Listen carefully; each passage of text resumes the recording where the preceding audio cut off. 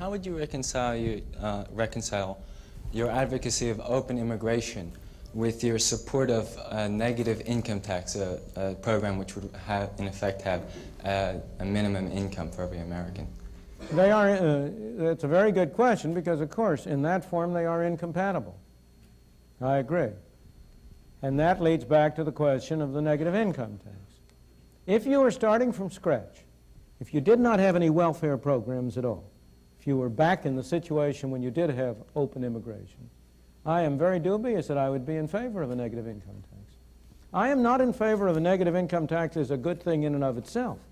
I am in favor of it as superior to the present welfare mess and as a way in which we can possibly move from where we are now to a situation under which you could have open immigration.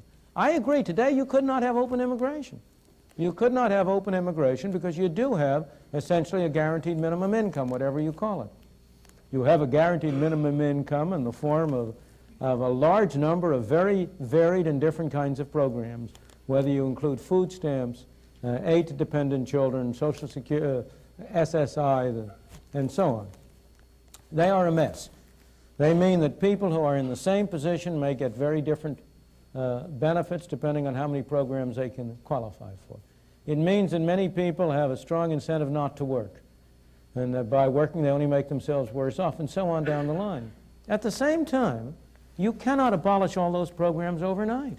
You have some millions of people whom you have led to become dependent on those programs. If you hadn't had the programs, they wouldn't have been dependent. But there they are now. You cannot simply turn your back and say, we're going to pull out the rug from under you. You have to have some kind of a transitional device. And I have always viewed the negative income tax as a way in which you could have a program that would be far superior to the present structure, in that it would help people who are poor because they're poor. It would help them in a way which would retain an incentive for them to work. And at the same time, over time, you could gradually get out of the business by holding the amounts relatively steady while the economy grew and grew away from it. And then if you started in that direction, maybe you could eventually come to a position where it would be possible to have free immigration. Thank you.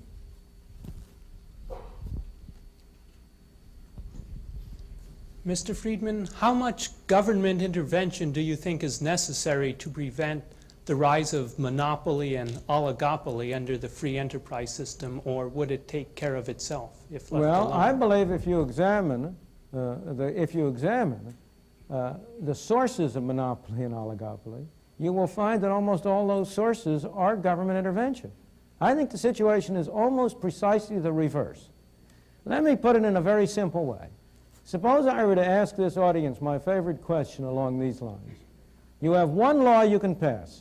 Its only purpose is to reduce the extent of monopoly. That's its only purpose. You have one law. What law would be most effective in achieving that end? What law would you pass? I don't mean any gimmicks. You know, it's not going to be something in which you can have a law with 4,000 different parts. I'm not asking you a very complicated question. What would you do? Limit the size of the market that they could. Well, that's one proposal, the limited proposal. But you will agree with me, I'm sure, immediately that mine is a much better one. And that's free trade. Eliminate all tariffs and all restrictions on foreign trade, and you enable the world to come in as competition to prevent domestic monopoly. Wouldn't that do a great deal more good in preventing monopoly than would a limit on the size of enterprises, with much less restriction in human freedom? Now, if you ask yourself, where do monopolies come from? In the United States, the most important and the strongest monopolies are unquestionably those that derive from governmental privilege. The monopoly of a TV license, granted by the government at a zero price. That's a source of monopoly privilege. It also has been a source of wealth for some notable Americans. The grant of a tariff protection. Would the steel industry in the United States have any kind of monopoly or oligopoly position if it weren't able to get government to impose restrictions on imports of foreign items and so on? Trade union monopolies. They get their strength and their support from Davis-Bacon Act, Walsh-Healy Act, other governmental measures that interfere with competition by others. It's very hard. In fact, I have tried to consider, and George Stigler is a greater authority on this than I, so maybe we ought to get him in to add to this, what private monopolies there are that have been able to maintain themselves over any long period of time without government assistance. And I have myself only been able to construct two. One is an international one, the De Beers Diamond monopoly. It really is I don't understand it. Maybe George can tell us the answer. But it has been successful over a very long period. And the second was a New York Stock Exchange. Not more recently, because since 1934 it's had the help of the SEC. But before 1934, from about the Civil War to 1934, so far as I know, it had no government support, and yet it did maintain an effective monopoly. But almost every other case, you have temporary monopolies develop, and if the government doesn't come in to shore them up, they fall to pieces. The railroads became a monopoly only because they were able to get the Interstate Commerce Commission established. Trucking is a monopoly because the ICC keeps out competitors. And you can go down the line and find that one hypothetical monopoly case after another derives from governmental assistance and support. So I think the answer to your question, and you and I have the same objective here, is less government intervention, not more. Thank you. I very much enjoyed your example about the pencil, but it raised a very serious question in my mind, is that there's only so many trees to get that pencil from, and there's only so much steel to be mined. Now, how would a free enterprise system go about creating more trees? They only grow so fast, or steel can only be discovered as That's a very, very good question. I remember once, about 15 or 18 years ago, I was on a private farm in which they were planting a crop which was going to have a yield 100 years from date. That crop was trees. It was a farm in Sweden, which was a tree farm, and they were planting trees. And they were doing it for private enterprise purposes. And now you will say to me, how in the world can the market do that? There's nobody who's going to live 100 years. But if I plant a tree, and it's 1 year old, well, its value will be a little higher than if it isn't there at all. If it's 2 years old, it'll be worth still more. If it's 3 years old, it'll be still worth still more. So I, as an individual planting those trees, don't have to look to my length of life. I am creating value every year as those trees mature. And the closer they come to the time when they can be used for the purpose of making pencils, the greater the value they have.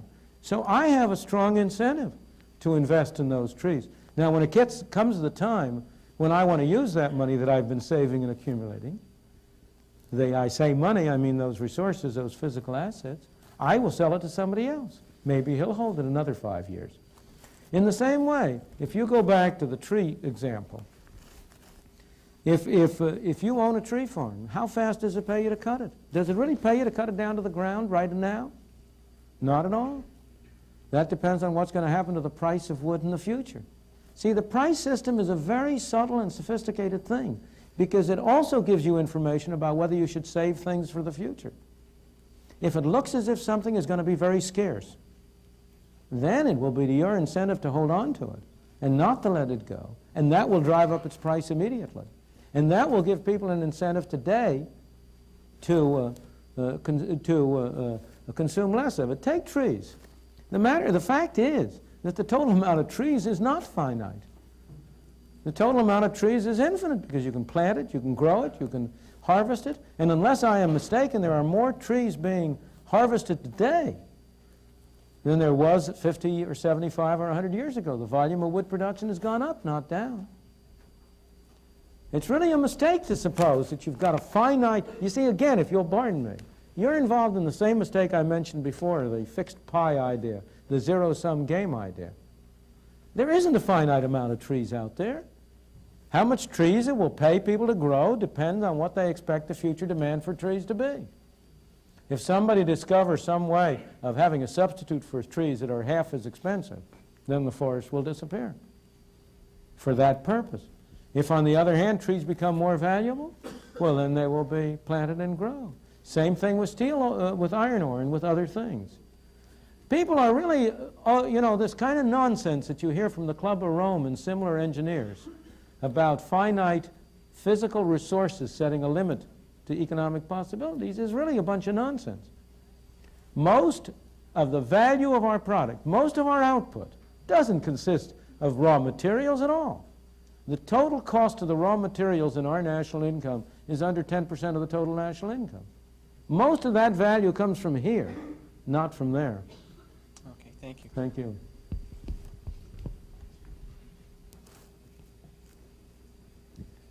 In your opening comments, sir, you made some reference to ethnic separation and the melting pot. Well, it seemed that you spoke in disparaging tones as to ethnic solidarity. Would you please comment on that? Sure, I'll be glad to. I believe it's highly desirable for people to be able to pursue their own values, to have whatever ethnic values they want, provided they do it voluntarily and do not interfere with the freedom of others to do it also. We want a society of variety and diversity. We want a society in which people can celebrate their own special ethnic backgrounds. But that's a very different thing from a society in which there is somehow, which somehow takes ethnic characteristics as a criterion for preference or lack of preference, for a society which moves away from the doctrine of color-blindedness to the doctrine of so-called affirmative action. That's the problem. The problem is, you see, this is one component of a very much broader problem. You cannot achieve, in general, good ends by bad means. And the ends, the desire to correct past discrimination, the desire to improve the conditions of people, and to enable people of all colors, creeds, backgrounds to have a more even start, is an admirable end. But that end is corrupted when you use the wrong methods to achieve it. And the methods of force and coercion are, in my opinion, the wrong method that do corrupt it. And often react against you. Don't you think it's through ethnic solidarity that many minority groups were able to make advances in the American society? Not in the slightest. If you look at the way in which ethnic minorities made advances, it was not through ethnic solidarity. It was through the free market. You can take any group you want to, whether you take, for example, the group obviously I've been closest to are the Jews. How did the Jews make their way? Only in the competitive areas of the American economy. How did the blacks make their way? Only primarily in the competitive areas. The laws, what have been the greatest hindrance? Where are the areas where the blacks have been most hampered? In those areas where government has supposedly been doing something for them. There is no area in American life in which the blacks are more disadvantaged in the kind of schooling they can get. Why? Because it's provided by the government. The minimum wage laws are supposed to be to help the poor, to help the disadvantaged. They are the most anti-Negro laws on the books. Why do we have unemployment rates of 40 to 50 to 60% for black teenagers? Because the law says it is illegal for an employer to hire them at a wage which corresponds to their productivity and to their worth. That he can only hire them if he's willing to pay them charity. It's a law that he must discriminate against people with low skills. First, we give them lousy government schools so they have no skills. And then we make it impossible for them to get job training on the job, by saying to employers it's illegal for you to hire them. And that's why, if you look at the record, you know this is a recent phenomenon. If you go back to the immediate post-war period, before the minimum wage was biting, the unemployment rate for black teenagers and white teenagers was roughly the same. Today, it's 2 or 3 times as high for black teenagers. If you go back to that period, the fraction of black teenagers in the labor force was higher than of white teenagers. Today, it's lower. Why? That's almost entirely a result of the minimum wage law plus a very inferior form of governmental education. Again, what has been the source and the focus of racial discrimination? The craft trade unions. Why? Because they have gotten governmental monopoly powers, essentially, that has enabled them to keep people out. What is the activity, the commercial activity, which has had the greatest degree of exclusiveness of blacks and, in this case, also of Jews? No doubt. For decades, it was banking. Why? because banks had a franchise from the government. You will search long and hard before you find any minority that has effectively had its rights protected or its opportunities expanded by government intervention in its behalf. Try to find an example. Okay, but isn't it often through solidarity of a group that they are able to fight government intervention, such as in, or any group's intervention in their rights, such as overthrowing quota systems like... Well, let me see. Let me separate issues. I have no quarrel to ethnic solidarity, of course, in the sense of helping one another, and no doubt, by a feeling of identification and of assisting one another. They have helped one another, of course. But the particular aspect you're taking of it is to say that one evil raises another evil. I agree with you that once you start on the route where you turn to government to control the conditions of entry, then people who want to fight against bad government discriminations have no other choice but to go through the same political mechanism. So I agree with you that they have. But that's as a lesser evil, not as a positive good. Okay, thank you. Dr. Friedman, in relation to your statements as far as Mexican immigration go, I'd like to make the following comment, and that is that it seems to me that Mexican immigrants have a choice between, on one hand, staying in Mexico and getting what life they can, which to me seems like trying to evade starvation as long as possible, or crossing the river and then taking the job that they have available.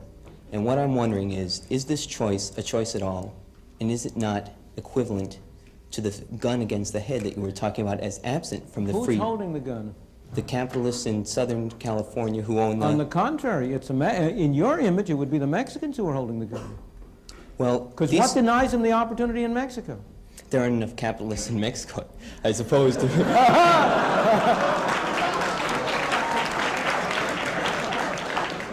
Not enough jobs available.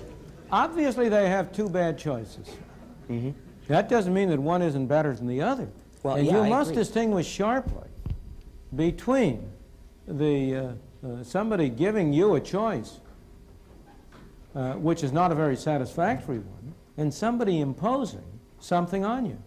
Nobody is holding a gun to the head of these people and saying they should come to California. They are coming there because they believe they can have a better life for themselves and their children. They can have a better one, yes, but is it a life, all right, as you said yourself, no American would like to do these jobs. No, it's not that no American would like to. Many Americans would be perfectly willing to if that were their only alternatives, but the Americans have better opportunities. Fine. How did the Americans get to have those opportunities? By being American citizens? Is that the point No, you're trying no, to... by initially going through stages similar to that which the Mexicans are going through. So, You know, people don't come full-blown into the world. The nations don't come full-blown into the world with skills and capital and so on. That all has to be derived through a long historical process. I agree. And what's the alternative? If you say, well, we're willing to have the Mexicans in only if they can be supported at the level at which the Americans are supported, then you're condemning them to stay in Mexico. Mm-hmm. But isn't So it true... don't hurt them in order to help them. Isn't it true that the wine growers in Southern California would prefer to have these Mexicans working at the rate they are working at than they would to have Americans come in and demand higher wages because of the alternatives they have? They would prefer to pay lower wages rather than higher wages. You'd like to pay lower prices for the things you buy rather than higher prices. Of course. That's the whole system. That's exactly the system. And you say, if you say to the Mexicans, you may not offer to work for lower wages, then you're denying them the only weapon they have. But aren't you also... That's why equal pay for equal work laws are a source of apartheid. You know, the basic source of apartheid in South Africa was the insistence by trade unions on equal pay for equal work. The women who go around today urging equal pay for equal work are being anti-feminist. They don't intend to be, but that is the effect of their policy. Because if there is any activity in which, for any reason, a male is preferable to a female, or vice versa, the only weapon the less productive sex has is to offer to work for less. And if you deny them that opportunity, you're assuring yourself that you're going to have all male jobs or all female jobs, all white jobs or all black jobs. But aren't you also condemning them to stay that way? Not at all. Not at all. The typical course, if you go back to American history, by taking these low-paid jobs, a great many people, not all, but a great many people were able to develop skills and activities, accumulate a little skill, a little capital, a little knowledge, improve their lot, become advance in the stage, get to a higher level of productivity, and get a higher income. That's been the typical way up the ladder for most of the people who came in here. It was a way up the ladder for my parents, for your parents or grandparents or great-grandparents, I don't know which. And that's the way in which, unfortunately, there's no way in which you can immediately propel people to the top of the ladder. Okay, thank you very much. Thank you. You spoke a few times, you mentioned distribution of wealth. Sure. But most of what I've heard you talking about has been about the distribution of income rather than about the distribution of wealth. Yes. Now, you wouldn't argue, at least I hope you wouldn't, that the person in, let's Okay, say, sure. let's say India is genetically inferior, say, to the person in America. It's rather through the purely arbitrary circumstance of birth that he's in a country with a less developed economy or in a family that doesn't have as large a share of the capital. And that's not something that he's to blame for. Oh, I'm not So blaming that anybody. Even if the free market system equitably works and everyone progresses an equal amount, that person who started out with a lesser share of the capital is still going to end up with a lesser share of the capital. That's right. And there's nothing in the free market system that's going to enable him to make up for what was a purely arbitrary deficit in the first place. And given that the kind of people who become successful capitalists do not become that way by giving away their wealth voluntarily, isn't it necessary to forcibly redistribute wealth before you can begin to operate under a capitalist system? No, it is not. Now, but let's examine this argument. Because of course it's true. There's no justice in the distribution of income or wealth. I never would argue there is. Those who are wealthy don't deserve to be wealthy any more than those who are poor deserve to be poor. It's pure accident. And we might, but if you start to look at things that way, you're going to go down the wrong line. Because you're going to get back into this kind of a situation of destroying the good things, destroying what is possible in the search of an impossible ideal. The only way in which you can redistribute effectively the wealth is by destroying the incentives to have wealth. And the question is, what is the way, what is the system which will offer those people who are so unlucky as to be born without good positions, what is the system which will offer them the greatest opportunity? Well, one possible way of redistributing the wealth without affecting the incentives to earn as much income as possible is simply to have a 100% inheritance tax. But Since that that would won't not- affect the incentives, it's only after the person's dead anyway. I beg your pardon. I'm afraid, I don't know the family you come from. I don't, but as you grow up, you will discover that this is really a family society and not an individual society. We tend to talk about an individualist society, but it really isn't. It's a family society. And the greatest incentives of all, the incentives that have really driven people on, have largely been the incentives of family creation, of family, of pursuing, of establishing their families on a decent system. What is the effect of 100% inheritance tax? The percent of an 100% inheritance tax is to encourage people to dissipate their wealth in high living. What's the harm in that? The harm in that is that where do you get the factories? Where do you get the machines? Where do you get the capital investment? Where do you get the incentive to improve technology? If what you're doing is to establish a society in which the incentive is for people who, if they by accident accumulate some wealth, to waste it in frivolous entertainment. You know, the thing is that the thing that is amazing that people don't really recognize is the extent to which the market system has, in fact, encouraged people and enabled people to work hard and sacrifice in what I must confess I often regard as an irrational way for the benefit of their children. One of the most curious things to me in observation is that almost all people value the utility which their children will get from consumption higher than they value their own. Here are parents who have every reason to expect that their children will have a higher income than they ever had. And they scrimp and save in order to be able to leave something for their children. I think you are sort of like a bull in a china shop if you talk about the 100% inheritance tax having no incentive effects. It would destroy a continuing society. It would destroy a society Well, you're saying in which there are links from one generation to the next. Okay, Mr. Friedman, referring to the statements that you made about women who advocate equal pay for equal work. Gee, I thought I'd get a rise out of that sooner or later. Delighted to have it. Yes, okay, I just would like to know if you're insinuating or perhaps, point blankly saying that women and other minorities' skills are inferior to those of those now holding those jobs, and that they need to go through a period where their skills need to be improved and therefore deserve to be paid less? No, I don't think desert has anything to do with it. I'm not, first of all, I think desert is an impossible thing to decide. Who deserves what? Nobody deserves anything. Thank God we don't get what we deserve. But I'm not saying that at all. I'm saying a very different thing. I'm saying that the actual effect of requiring equal pay for equal work will be to harm women.